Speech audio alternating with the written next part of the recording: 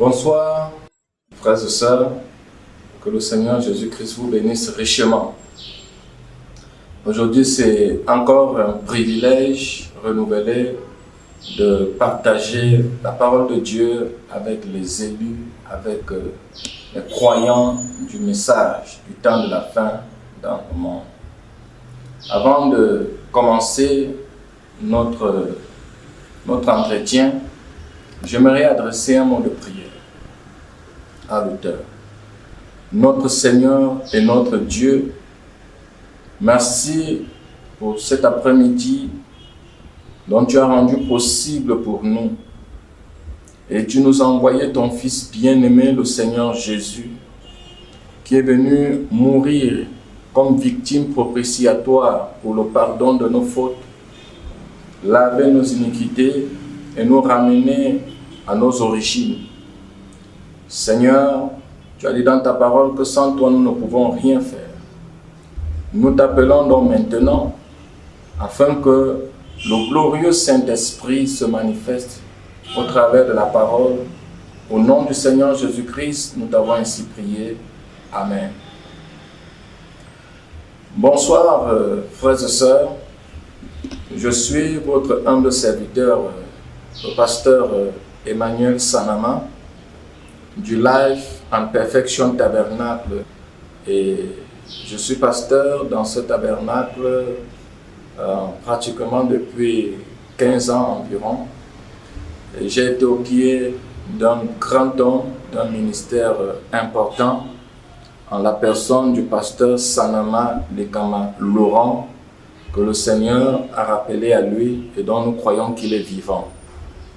Ce soir, comme cela est de coutume, nous allons aborder un thème encore assez particulier que j'ai intitulé « Le mystère de la Bible ».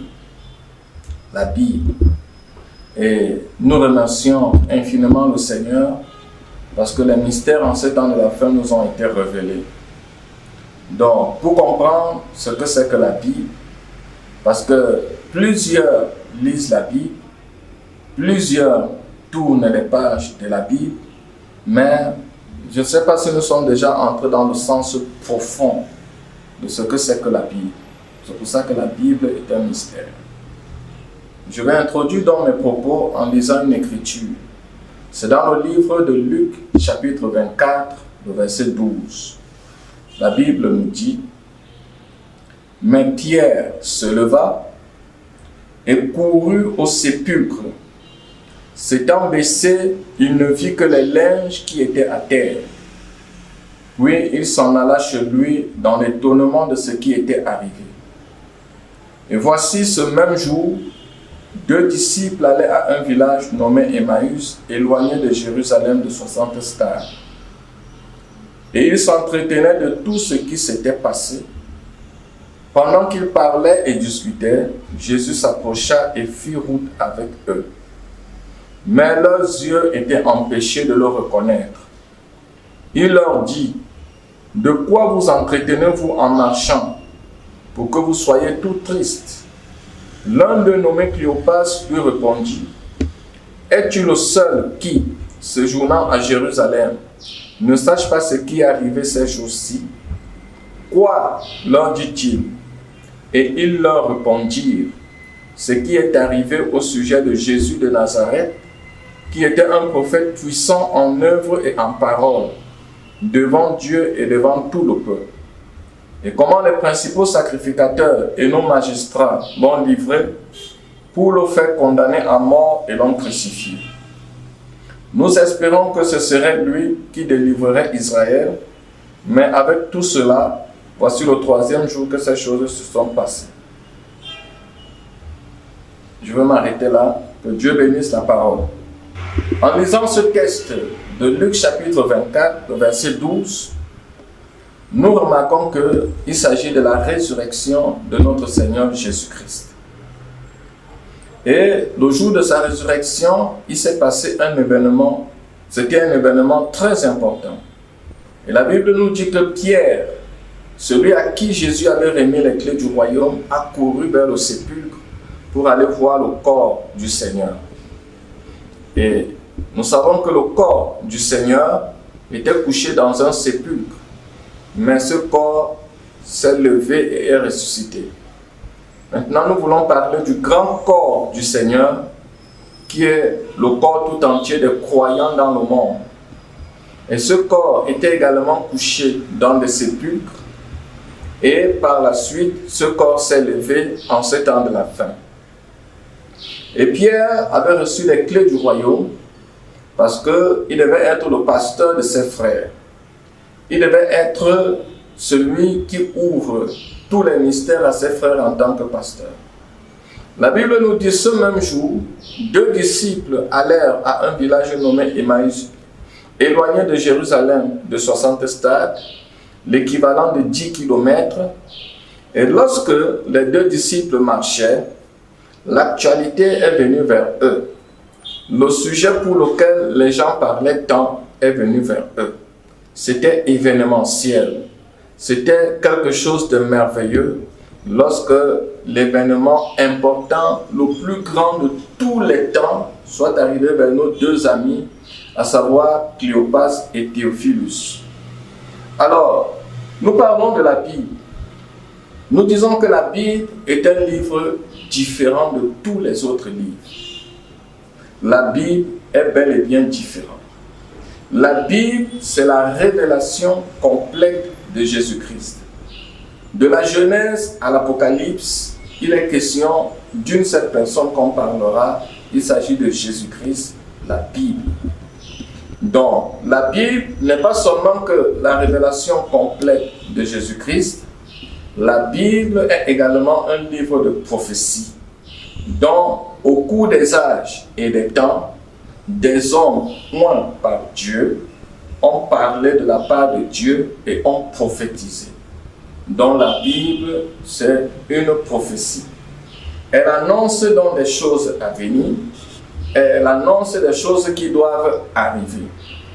Elle se différencie de tous les autres livres dans le sens où son auteur, celui qui est l'écrivain de la Bible, son témoignage est vivant. Les autres livres ne sont que des livres de code, de type et de théologie. Vous allez vérifier cela parce que c'est comme d'adhérer à un club. C'est comme d'adhérer à un club pour pouvoir respecter certains codes d'éthique dans le but de ne pas voler, de ne pas mentir, de ne pas faire tout cela. Mais la Bible est le témoignage vivant de Jésus-Christ, son auteur. Et son auteur, qui est Jésus-Christ, n'a cessé de se montrer au travers de cette merveilleuse Bible. Je pourrais dire en un mot que c'est le plus grand livre de tous les temps, la Bible. Le plus merveilleux livre qui ait jamais existé sur la surface de la terre, la Bible. Donc, mes frères et sœurs, Dieu nous a visités en ce temps de la fin et nous a envoyé un prophète, et ce prophète nous a donné des précisions. La Bible est un témoignage vivant annoncé d'avance de Jésus-Christ. C'est un témoignage vivant annoncé d'avance de Jésus-Christ. Et même, de même que la terre s'est développée jusqu'à la plénitude, et que les vignes aussi se développent jusqu'à leur plénitude, et que le jour se développe jusqu'à la plénitude, de même, la Bible a été manifestée dans sa plénitude dans la personne de Jésus-Christ. Donc, Jésus-Christ était la Bible manifestée dans sa plénitude. En conséquence, il était la parole de Dieu révélée, la Bible. Le livre, la Bible est aussi appelée le livre de la rédemption, la Bible. La Bible est la parole de Dieu qui annonce d'avance les événements futurs. Elle annonce les événements futurs. Donc si elle annonce les événements futurs, les croyants de la Bible ont reçu l'ordre de leur auteur de la lire et d'y croire. Donc nous devons lire la Bible tous les jours. Nous devons méditer la Bible tous les jours. Nous devons approfondir la Bible tous les jours. Nous devons étudier la Bible tous les jours parce que c'est un livre des mystères. Donc, frère, une seule parole donnée par la croix, c'est ôter une partie de Dieu. Il ne nous a pas demandé de croire une partie de la Bible. Il nous a été demandé de croire toute la Bible. Parce que chaque parole de la Bible est Dieu sous forme écrite. Alors mes frères et sœurs, nous ferons mieux de ne pas essayer jusqu'à ce que nous croyions cette Bible totalement. Parce que c'est un livre de prophétie. Chaque parole est absolument une partie du Dieu Tout-Puissant. C'est Dieu manifesté, enveloppé dans sa parole. La Bible. Dieu manifesté, enveloppé dans sa parole. Pour montrer qui il est. Nous avons reçu l'ordre, en tant que croyants, d'en croire chaque parole. Et elle est écrite par l'auteur, Dieu lui-même. Il n'y a personne qui puisse y ajouter quoi que ce soit ou retrancher quoi que ce soit. Parce qu'il est dit dans le livre d'Apocalypse que celui qui ajoute ou celui qui retranche, il verra sa part retranchée ou ajoutée en fonction des fléaux, en fonction de ce qui a été retranché. Et les véritables croyants de cette parole, ceux qui l'acceptent telle qu'elle, ils la croient. Ils attendent avec patience que les promesses, ou en d'autres mots, les prophéties de la Bible s'accomplissent. Donc, étant donné que c'est un livre de prophétie, donc cette Bible a annoncé des événements à venir. Et les croyants qui lisent la Bible, qui méditent la Bible, qui étudient la Bible, ils sont tous les jours en train de scruter la Bible pour voir les prophéties qui sont en train de s'accomplir. Donc, ces prophéties doivent être matérielles, la Bible. Maintenant, regardez. Les jours au jour de la venue de Jésus, pourquoi les gens n'ont-ils pas reconnu Jean? Voilà une question importante. Pourtant, ils lisaient la Bible. Et pourtant, ça avait été prophétisé. Et pourtant, ils savaient qu'un avant-coureur de Jésus-Christ allait venir. Mais pourquoi n'ont-ils pas reconnu Jean? Frère, alors que la Bible avait clairement dit dans le livre d'Ésaïe, il y aura une voix de quelqu'un qui allait crier dans le désert. Mais ils auraient dû reconnaître Jean. C'était une prophétie qui avait été dite par le prophète Ésaïe. Ésaïe avait annoncé Jean des années et des années avant. Mais ils n'ont pas reconnu Jean, la Bible. Ésaïe le prophète avait non seulement dit qu'il était la voix de celui qui crie dans le désert, mais il avait également dit qu'il fallait préparer le chemin du Seigneur. Le dernier prophète qu'ils avaient eu, c'est-à-dire Malachie chapitre 3, avait dit: voici, j'enverrai mon messager devant ma face pour préparer le chemin. Pourquoi n'ont-ils pas vu cela? Écoutez, pourquoi n'ont-ils pas vu cela? Pourquoi ne voient-ils pas cela à nouveau aujourd'hui? Parce que la Bible, tout ce qui est dans la Bible est cyclique. C'est parce qu'ils regardaient quelque chose qui est déjà accompli. Ils regardaient à un message passé, à une interprétation erronée, à une interprétation qui était déjà antérieure. Non, il fallait quelque chose qui soit annoncé, la Bible. Ils basaient leur pensée sur un certain message qui avait été proclamé avant. Dont leur pensée était basée sur un message qui avait été proclamé avant. Et ils n'ont pas vu la manifestation présente de Dieu dans le jour où ils vivaient. Maintenant, nous commençons à comprendre un peu ce que c'est que la Bible. Donc la Bible, c'est quoi? La Bible, ce n'est pas basé ses pensées sur un message passé. C'est-à-dire sur un prophète qui a déjà annoncé un autre prophète qui devait venir. Or, maintenant la Bible, clairement, nous comprenons que la Bible est la manifestation présente de Dieu pour le jour où Dieu envoie une parole confirmée. Donc, Noé, Moïse, ils avaient annoncé Jésus. Si on rentrait à cette époque-là, quelle était la Bible au temps de Jésus? La Bible au temps de Jésus n'était pas le message passé de construire l'arche avec Noé. La Bible au temps de Jésus n'était pas de rentrer en Égypte et de faire sortir un peuple. Ça, c'était un message passé. Mais il y avait une manifestation présente d'un Dieu vivant pour ce jour-là. Voilà en premier lieu ce que nous comprenons de la Bible.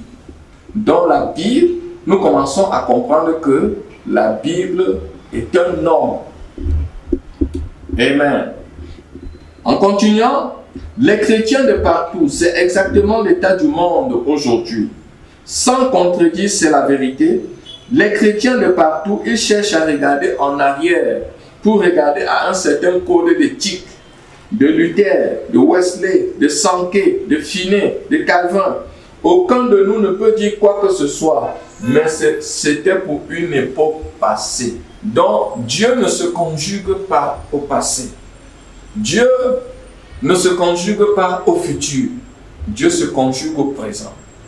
Le messager prophète William Marion Branham avait coutume de dire: l'homme loue toujours Dieu de ce que Dieu a fait. Il louera Dieu de ce que Dieu fera. Mais il ignore ce que Dieu est en train de faire. La Bible.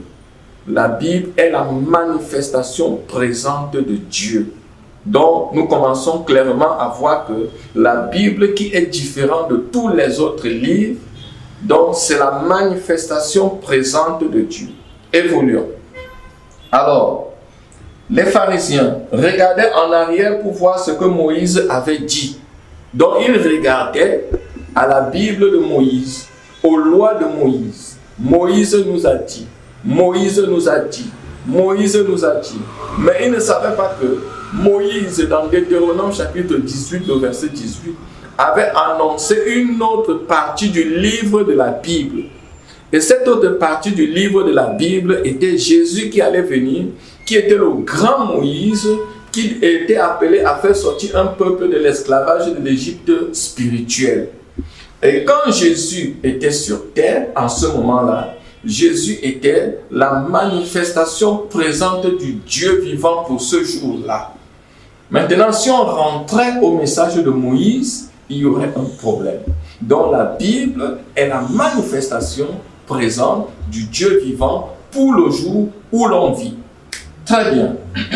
Alors, mais souvenez-vous, quand Moïse était là, il ne savait pas d'où même Moïse lui-même était venu.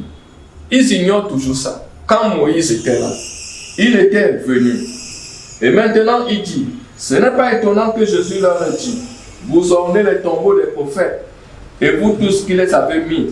Après que leur message s'en est allé, un message est proclamé, les gens le voient, ils s'en moquent, c'est ce qu'il fait.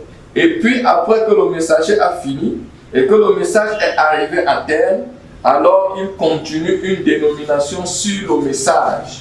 C'est là qu'il meurt. Là même, il ne revient jamais à la vie. Ah, voilà encore quelque chose de très saisissant. La Bible. Donc, c'est de rester à un système, à une dénomination où on n'arrive pas à reconnaître le Dieu présent pour son époque. C'est sacrificateur du temps de Jésus. Comme il voudrait revenir ce soir, ceux qui ont condamné Jésus, c'est qu'il y a, c'est qu'ils n'avaient pas vu ce qui était prédit pour cette heure-là. Jésus a dit, sondez les Écritures, parce qu'en elles, vous pensez, plutôt, vous prétendez avoir la vie éternelle. Ça, c'est dans Jean chapitre 5, je crois, le verset 29. Et ce sont les Écritures qui disent qui je suis pour cette heure-là. Les Écritures disent qui je suis pour cette heure-là. Voilà la Bible. Dans la Bible, ce sont les Écritures qui disent qui est Jésus pour cette heure-là. Qui est donc Jésus pour cette heure-là? Qui est donc Jésus pour ce jour-ci? Une grosse question que nous avons sur la terre. La Bible a prophétisé cela. Qui est Jésus? Alors, remarquez, la Bible ne peut pas faillir. La Bible ne peut pas faillir. Car c'est une chose qu'elle ne peut pas faire. La parole de Dieu ne peut pas faillir. Et elle annonce d'avance les actes de son auteur avant qu'ils arrivent. Or, il y a une chance sur 1000. Il y a une chance sur 1000 qu'un homme puisse faire une prédiction selon laquelle un événement ou un autre va arriver et qu'il arrive. Mais s'il précise le lieu où la chose va arriver, ça diminue ses chances à peu près sur 10 000. S'il dit quel jour la chose va arriver, ça diminue ses chances à une sur environ 1 million. Et à qui la chose va arriver, ça réduit ses chances des milliards. Nous avons tous les prédicteurs, tous les prophétiseurs qui donnent des prédictions sur des événements qui doivent venir. Mais ces événements ne se confirment pas. Ces événements n'arrivent pas. Ces événements, on ne les voit pas. Alors par conséquent, la Bible, si nous voyons la Bible dans ce temps, ça veut dire qu'elle est fausse. Donc que ces hommes se taisent, que ces femmes se taisent, que ces personnes se taisent. Parce que nous voulons que lorsque un homme fait une prédiction sur un événement, que la chose arrive exactement mot pour mot. Et il n'y a que des véritables prophètes que Dieu a envoyés dans une époque, dans un âge, qui sont venus avec eux, véritables, ainsi dit le Seigneur, qui sont capables de faire des prédictions qui arrivent mot pour mot. Tu dis que tu es prophète, tu dis que Dieu t'a donné un message, tu dis que Dieu t'a envoyé. Mon ami, quelle est la prédiction que tu as eu à faire? Quel est le message prophétique que tu as eu à donner? Nous sommes là, nous sommes en train de regarder cela. Nous voulons voir cette prédiction arriver. Par contre, dans cet âge, dans cette génération, Dieu a envoyé un original. Et cet original a fait des prédictions. Et aucune de ces prédictions n'a raté. Aucune de ces prédictions n'a failli. Voilà la Bible. La Bible, c'est la manifestation présente du Dieu pour le jour où nous vivons. Non seulement la manifestation présente, mais également non seulement la manifestation présente, mais également ce sont les Écritures qui affirment et qui montrent que celui-ci est la Bible. Toi, tu dis que Dieu t'a envoyé. Toi, tu dis que Dieu t'a parlé. Toi, tu dis que Dieu t'a oint et t'a commissionné. Où est l'Écriture qui t'envoie dans la Bible? Où est la partie de la Bible où tu te retrouves dans la Bible? Allons-y. Alors, cette Bible, nous voyons donc que les gens, tout ce que les gens font dehors avec les Bibles, les gens jouent le flottambo. Les gens jouent le viens on essaie. Les gens font des prédictions et ils font des prédictions dans l'emballage. Et ils font croire aux gens que ce sont des prédictions. Non, nous voulons les prédictions sur le lieu, la personne, le temps, tout. Nous voyons des gens qui s'élèvent dans les églises avec les esprits de prophétie. Ils envoient des prophéties. Oh, Dieu a dit ceci. Oh, Dieu a dit cela. Eux, ils ont prophétisé. Ils prophétisent sur cela. Dieu prophétise et ça rate. Dieu prophétise, ça n'arrive pas. Dieu prophétise, ça ne se confirme pas. Tu dois venir à l'autel. On prie pour toi pour que tu puisses avoir la vraie interprétation de la Bible. Mais cette Bible vous dit exactement qui, quand, où, quoi attendre. Et elle n'a jamais failli une seule fois. Elle annonce d'avance les actions de l'auteur avant qu'ils arrivent.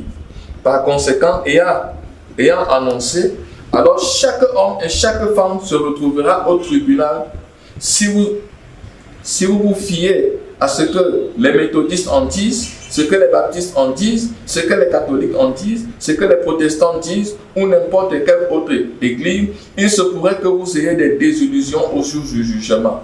Mais si vous regardez simplement à ce que la Bible annonce comme devant arriver, et au moment où la chose arrive, alors vous reconnaîtrez ce qui arrive. Ce n'est pas exposé là à la vue de tous. Dans ce qui est écrit dans la Bible, c'est caché. Deutéronome 29. Les choses cachées appartiennent à Dieu. Les choses révélées appartiennent aux hommes. Pensez-y, la Bible. Pensez-y. Le Dieu Tout-Puissant installé dans sa propre parole, avec le pouvoir d'aveugler les riches les insolents, les érudits, d'aveugler leurs yeux pour qu'ils puissent ne pas voir et d'ouvrir les yeux des pauvres et des misérables. C'est ce qui s'est passé sur le chemin d'Emmaüs. Donc, mes frères et sœurs, au vu de tout ceci, nous pouvons développer sur ce que c'est que la Bible jusqu'à demain. Mais voyons son application réelle, la Bible. Maintenant, comment est-ce que la Bible s'interprète? Elle ne se contredit pas. Elle est parfaite. Voyons un peu l'interprétation de la Bible. Bon, je ne retrouve pas l'élément, mais je vais développer. Le messager prophète nous fait comprendre que Dieu, lorsqu'il veut interpréter sa parole, il n'a besoin de personne. La Bible s'interprète elle-même. Dieu interprète sa parole en l'accomplissant. Donc, la manifestation visible de la parole de Dieu est l'interprétation de la chose dont Dieu a dit. Que se serait-il passé si Dieu avait dit qu'il y ait de la lumière et la lumière ne soit pas arrivée? Ça n'aurait pas été la parole de Dieu. Que se serait-il passé que Dieu puisse dire qu'il y ait ceci, qu'il y ait cela, ça n'arrive pas? Ça n'aurait pas été la parole de Dieu. Donc, la parole de Dieu, lorsqu'elle se confirme, lorsqu'elle se rend manifeste, lorsqu'elle se rend claire et qu'on la voit avec les yeux, c'est ça qu'on appelle l'interprétation de la parole de Dieu. Donc, tu n'as pas besoin d'aider Dieu dans son interprétation. Dieu interprète sa parole en l'accomplissant. Nous comprenons donc que la Bible interprétée, donc que nous avons besoin de connaître, c'est de ne pas dire, c'est de ne pas parler, mais c'est au travers des œuvres qu'on voit véritablement l'interprétation de la Bible. Oh, tout le monde dit qu'il a la Bible, tout le monde dit qu'il a la Bible, tout le monde dit qu'il a l'interprétation, tout le monde dit qu'il a Dieu, tout le monde dit qu'il... Mais nous venons de comprendre que la Bible, c'est la manifestation visible. Nous venons de comprendre que la Bible, c'est la manifestation présente. Nous venons de comprendre que la Bible, ce sont les Écritures qui sont rendues manifestes pour le jour. Nous comprenons que quand ces choses sont alignées ainsi, c'est cela l'interprétation de Dieu aux hommes. Alors je ne veux pas dire je suis prophète de moi-même. Alors je ne veux pas dire je suis un pasteur de moi-même. Non. Nous voyons l'interprétation de la parole de Dieu dans la vie d'un homme. Et comment s'écrivait cette Bible? Dieu écrivait cette Bible au travers des prophètes. Le stylo de Dieu, c'était le prophète. Donc Dieu mettait son encre, il mettait sa parole dans un prophète, et l'écriture qui était faite là, c'était ça la Bible pour ce temps-là. Alors Dieu a utilisé un stylo appelé Moïse, et il a mis son encre à l'intérieur de Moïse, et Moïse a écrit la Bible pour son temps. Et quand Moïse a écrit la Bible pour son temps, il a sorti les 5 livres de l'Ancien Testament. Après, lorsque les 5 livres de l'Ancien Testament sont terminés, Dieu a encore pris un autre stylo appelé Josué. Et ce stylo appelé Josué, il a mis son encre et il a écrit la partie de la Bible qui concernait cette époque-là. Ainsi, Dieu a utilisé les stylos et les bics au cours des âges. Et en ce temps de la fin, Dieu a promis d'en nous envoyer un stylo spécial. L'encre qui serait à l'intérieur ne devait pas être un tout petit encre. Ça devait être l'encre plein, parce que cette encre devrait résumer, devrait sommer toute la Bible, parce que c'était la dernière partie de la Bible. Donc quand Dieu écrit sa Bible en utilisant un nom. Donc Moïse était le stylo que Dieu a emprunté pour que Dieu écrive la Bible en son temps. Alors, nous comprenons donc que la Bible, c'est Dieu manifesté sous la forme d'un prophète. La Bible. Voilà encore ce que ça veut dire la Bible. Donc si nous voulons comprendre dans le sens plus large ce que c'est que la Bible, donc la Bible, c'est que la parole de Dieu venait à un homme. Et la parole de Dieu est venue à Moïse au mont Sinaï. Et quand Moïse avait les tables de la loi sur lui, ça faisait de Moïse Dieu. Parce que la parole de Dieu est Dieu. Jésus n'a-t-il pas dit dans Jean chapitre 10, le verset 30 ou 35, que ceux à qui la parole de Dieu vient sont des dieux. Donc, quand Moïse avait les tables de la loi au mont Sinaï, la parole de Dieu a fait de Moïse Dieu. Moïse n'était pas Dieu, mais Dieu a fait de Moïse Dieu. Voilà ce que c'est que la Bible. Donc, les prophètes sont la parole de Dieu écrite pour une époque. Ils sont la parole de Dieu vivante pour une génération. En d'autres termes, vous n'aurez pas tellement besoin du manuscrit. Mais quand vous voyez un prophète, quand vous voyez un homme, quand vous voyez quelqu'un qui vient avec le « ainsi dit le Seigneur », c'est ça la Bible de Dieu pour ce temps-là. Voilà le grand mystère de la Bible que nous commençons à comprendre. Alors, le « ainsi dit le Seigneur » est venu ensuite au prophète Moïse. Le « ainsi dit le Seigneur » est venu au prophète Élie. Le « ainsi dit le Seigneur » est venu au prophète de l'Ancien Testament. Alors, mes frères, Dieu nous a fait une promesse en ce temps de la fin, à nouveau que la Bible allait être fermée. Donc, je suis en train de dire que l'interprétation de la Bible que nous sommes en train de dire, c'est que la Bible, c'est un homme à qui Dieu envoie la parole. Toi, donc, qui t'arroge le nom de prophète, toi qui t'arroge le titre de messager, toi qui dis que Dieu t'a oint et t'a envoyé avec un message, quelle est la partie de l'écriture qui s'applique à toi? La Bible. Quelle est la promesse de l'écriture qui s'applique à toi? Tu vas me dire, oh, il y a Matthieu 24, 25. Non, ça ne s'applique pas à toi. Tu vas dire, oh, il y a tel passage de la Bible qui s'applique à toi. Non, ça ne s'applique pas à toi. Quand Dieu fait la promesse d'une écriture, pour voir son accomplissement, vous allez voir les caractéristiques de la vie de cette personne qui s'accompagnent avec les caractéristiques de la promesse que Dieu a fait pour ce jour-là. C'est-à-dire, Ésaïe chapitre 9, le verset 5. Un fils nous est donné, un enfant nous est né, on l'appellera admirable, conseiller, Dieu puissant, Père éternel, ainsi de suite. Mais la Bible n'a jamais dit que ce passage de la Bible s'appliquerait à Jésus. Mais pourquoi nous disons que ça s'applique à Jésus? Ça s'applique à Jésus parce que la vie de Jésus, le caractère de Jésus, tout ce que Jésus a eu à faire correspondait à cette partie de l'écriture que Ésaïe avait eu à prophétiser. Alors quand Jésus est venu en son temps, il correspondait en tout point à ce passage d'Ésaïe chapitre 9, le verset 5. C'est pour cela qu'il est la révélation complète de Jésus-Christ. Et Jésus donc était Moïse en son temps. Jésus donc était Élie en son temps. Jésus, je vais encore dire cela, Moïse était Jésus en son temps. Élie était Jésus en son temps. Tous les prophètes de l'Ancien Testament étaient Jésus en leur temps. C'est-à-dire que Jésus est la parole de Dieu sous forme écrite. Très bien. Nous comprenons maintenant un peu ce que c'est que la Bible. Mais allons un peu plus en profondeur pour comprendre encore ce que c'est que la Bible, qui est un grand mystère. Frère, elle a 66 livres, écrits par des auteurs différents, à des époques différentes, en des espaces différents.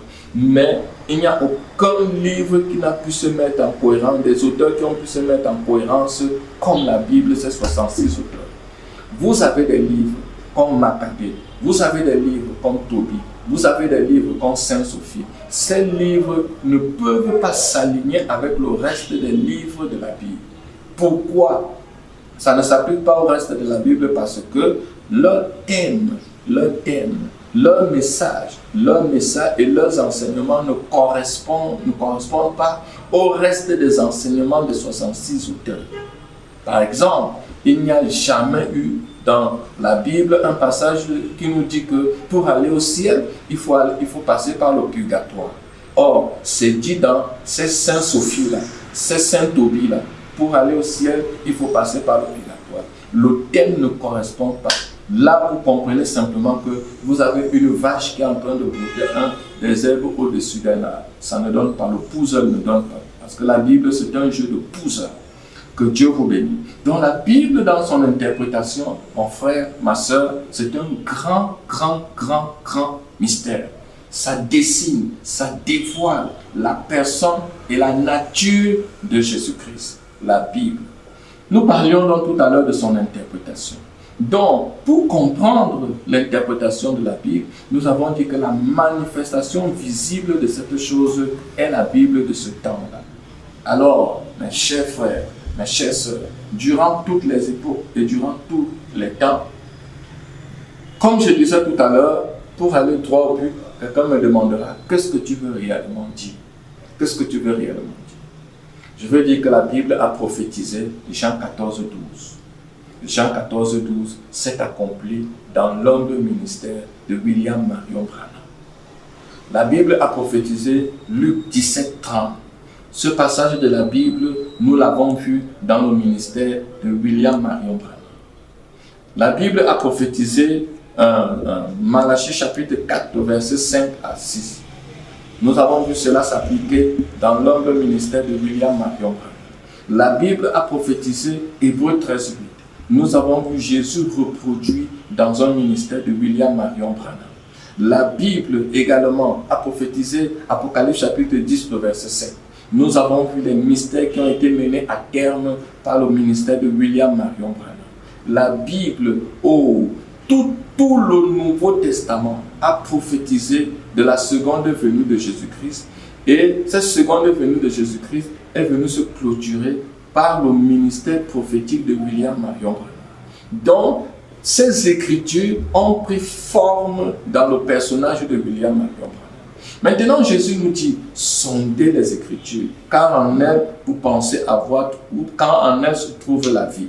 Maintenant, lorsqu'on sonde les Écritures, c'est-à-dire qu'on se poserait la question, qu'est-ce que le Messie est censé être pour nous aujourd'hui?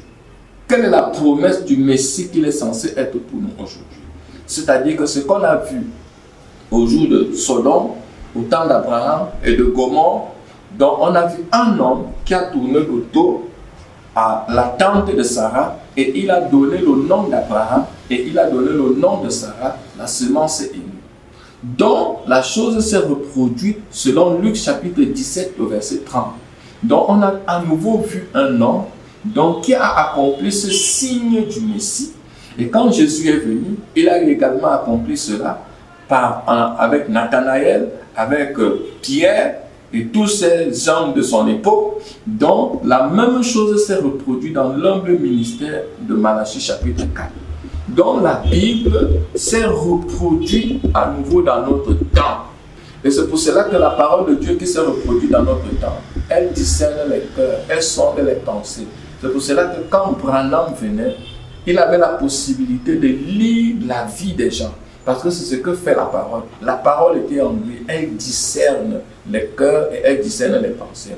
Il n'y avait rien qui pouvait se cacher quand vous pouviez vous tenir devant William Marion Branham. Ce n'était pas William Marion Branham qui faisait les œuvres, mais c'était Dieu dans William Marion Branham, le Seigneur Jésus-Christ, qui accomplissait ces œuvres-là. Donc, dans ce personnage. Voilà comment on comprend la Bible. La Bible, c'est sous un seul procédé, c'est sous un seul modèle. Vous n'allez jamais comprendre la Bible si Dieu ne vous tient pas par la main par un guide appelé un prophète. La Bible, elle est mystérieuse, frère. Elle est mystérieuse, sœur. Maintenant donc, nous avons donc, pour chuter, pour dire ceci, que ça s'est accompli dans l'humble ministère de William Marion. Mais je vais lire une déclaration, je vais dire deux choses pour chuter. Je vais lire une déclaration très saisissante ici pour en arriver à ce que je veux dire. Alors, il est dit, alors ceux qui la croient, généralement la Bible, guettent l'accomplissement de ce que leur prophète a dit. Ceux qui la croient, c'est-à-dire quoi? La Bible pour leur temps, guettent généralement l'accomplissement de ce que leur prophète a dit pour leur temps. Alors, qu'est-ce que notre Bible pour notre temps nous a dit? Frère, si nous voulons commencer là, nous allons vous parler de tout le message. Tout le message de William Marion Branham, ce sont des prophéties, des prophéties, des prophéties, des prophéties, des prophéties, des prophéties, des prophéties, des prophéties annoncées. Et les auxiliaires de William Marion Branham, selon les exposés des 7 âges de l'Église, leur rôle, c'est de venir montrer ces prophéties qui se sont accomplies et qui s'accomplissent dans notre temps, pour montrer que le prophète, la Bible que Dieu nous a envoyée pour notre temps, cette Bible est confirmée et elle est vraie. Est-ce que la colonne de feu pouvait descendre et se poser sur n'importe quoi au jour d'Israël? Elle se posait sur la tente d'assignation, sur le tabernacle de l'Alliance. La même colonne de feu est venue se poser sur la tête de William Marion Branham. Donc, c'est pour montrer que William Marion Branham avait la véritable interprétation de la Bible. Alors, mes chers frères, nous sommes là en train de guetter toutes les promesses et les prophéties que William Marion Branham a eu à annoncer. Parmi ces prophéties, William Marion Branham a eu à prophétiser 7 visions majeures. Les 7 visions majeures de William Marion Branham. Donc, que vous allez retrouver dans son livre, Les exposés des 7 âges de l'Église. Et sur les 7, pratiquement 6 se sont déjà accomplis. Il ne reste que l'anéantissement total du monde. Vous avez également d'autres prophéties que le prophète William Marion Branham a eu à faire. Donc, ces prédictions-là, donc, elles arrivent tic-tac à la lettre. Ce ne sont pas les prophéties de Nostradamus. Ce ne sont pas les prophéties de tel courant. Non. On dit que ça va arriver et puis ça arrive à 50%. Ce n'est pas de ça que je parle quand je parle du ministère prophétique que Dieu nous a envoyé pour notre jour. Ces prophéties s'accomplissent à la lettre. Et il a dit à son fils Billy Paul, où est-ce que nous nous trouvons en ce moment? Oh, il a dit, où est-ce que nous nous trouvons en ce moment? Billy Paul a donné le nom, le lieu. Il a dit, Billy Paul, tu ne seras pas un vieillard, que les requins nageront ici là où nous nous tenons. Est-ce que cette prophétie n'est-elle pas déjà en train de s'accomplir? Mes frères, mes sœurs, c'est la parole du Seigneur. C'est ça la Bible. La Bible, c'est Dieu qui se rend manifeste pour une époque et pour un âge. Alors, nous avons donc aujourd'hui toutes sortes de Bibles, des soi-disant Bibles, qui viennent avec des prophéties, qui annoncent des prophéties. Ce sont des faux prophètes. Des faux prophètes. Ne regardez pas ça, mes frères. Lorsque vous voyez un prophète qui vient avec la Bible, et vous voyez que sa vie est contraire à cette Bible, c'est un faux prophète. C'est un faux prophète. La vie d'un prophète qui annonce l'avenir, qui parle des choses importantes à son église, à son assemblée, sa vie doit correspondre au modèle. Et il y a le modèle que Dieu nous envoie. C'est ça le modèle. Nous devons nous référer au modèle. Donc mes frères, donc mes sœurs, nous disons, oh j'ai l'interprétation, oh j'ai la Bible, oh je vais à l'église, on ne suit la Bible, on tape la poussière, tout cela. Nous avons des pasteurs, nous avons des laïcs, nous avons des chrétiens qui ne se réfèrent pas au modèle, qui mènent n'importe quelle vie bizarre. Les gens qui sont supposés être des modèles, aujourd'hui, eux-mêmes sont dans l'ornière, ils sont dans la poubelle. On ne sait plus exactement à qui se vouer, à quoi regarder. L'homme à l'église aujourd'hui n'a plus de repères. Pourquoi? Parce que ces Bibles-là qu'ils ont présentées aux gens, ils sont venus avec des ministères, ils sont venus avec des choses, ils ont dit Dieu m'a envoyé, ils ont dit Dieu m'a dit, ils ont dit Dieu m'a confirmé, ils ont dit Dieu m'a oint. Mais maintenant, quand vous restez là attentifs, vous observez véritablement leur vie, ce qu'ils sont censés être par rapport au modèle, ça ne correspond pas. C'est pour ça que les gens sont découragés. Fermez ce genre de Bible. C'est de la fausse interprétation. C'est de la mauvaise nouvelle. Mais cherchez là où il y a le véritable, parce que le véritable existe toujours. Dans la Bible, mon frère, c'est toi. William Branham dit dans la prédication, la communion par la rédemption, vous êtes la seule Bible que les hommes liront. Donc on n'a plus besoin du papier. Vous êtes des lettres écrites. lue de tous les hommes. Donc, la Bible dont le monde a besoin aujourd'hui, qui est différente, que Frère Branham nous a dit à l'entame de nos propos, la Bible qui est différente que de tous les autres livres, c'est toi. C'est toi, ma soeur. C'est toi. Les gens veulent lire la Bible. Mais quelle Bible vont-ils lire lorsque tu crées de l'achoppement dans la vie d'un frère, tu crées de l'achoppement dans ton quartier, tu crées de l'achoppement partout? Non, mon frère, arrête-toi. Ton interprétation n'est pas correcte. Tu es en train de vivre une illusion. Mais lorsque l'interprétation est correcte, ta vie marie avec les Écritures. Alors, je crois que nous comprenons un peu. J'ai essayé, au milieu de ma connaissance, de vous exposer ce que je comprends un peu de la Bible. Et nous reviendrons toujours sur ce sujet parce que nous comprenons que c'est profond. Alors, William Marion Branham est un vrai prophète. William Marion Branham, c'est Dieu qui l'a envoyé. Il n'a pas seulement prêché ce qu'il disait, mais il a vécu. Il pouvait dire, j'aime frère Orman Neville, parce que frère Orman Neville prêche bien, amen. Non, il dit, j'aime le frère Orman Neville, parce que Neville vit ce qu'il prêche. Voilà la Bible, mes chers frères. Vivre ce qu'on prêche, être véritablement la chose. Je vous ai dit, nous reviendrons avec le but de la création, et c'est un laboratoire. Nous serons servis par la grâce de Dieu, mais approfondissez votre Bible. Et la Bible donc que nous comprenons, c'est que ça doit quitter le papier pour amorpher. Alors ce soir, mon cher frère, ma chère sœur, est-ce que tu vis ce que tu prêches? Voilà la question qui nous est posée. Que le Seigneur Jésus-Christ vous bénisse richement, alors que je vais adresser une courte prière, si tu veux véritablement que Dieu te révèle et te montre cette Bible. Merci Seigneur Jésus, parce que tu nous as montré ce que c'est que la Bible. Quel mystère, quelle chose merveilleuse. Seigneur, tu as caché cela aux yeux des sages et des intelligents pour venir les révéler aux petits enfants.